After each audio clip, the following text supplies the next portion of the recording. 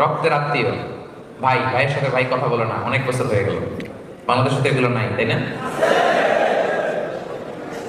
হ্যাঁ, অনেক।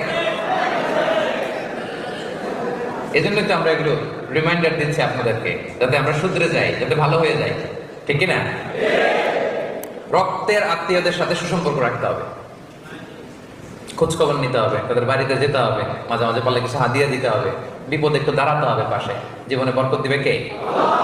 রাসূলুল্লাহ সাল্লাল্লাহু আলাইহি ওয়াসাল্লাম বলেছেন, মান আহাব্বা আইয়ুবসাতা লাহু ফি রিজকি ওয়া ইউনসা লাহু ফি আসারি ফালইয়াসিল রাহিমা।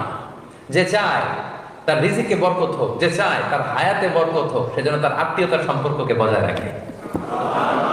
চান আপনারা আপনার রিজিকে বরকত হোক? চান না আপনারা আপনার হায়াতে বরকত হোক? চান না আপনারা? তাহলে আত্মীয়তার সম্পর্ককে বজায় রাখতে হবে।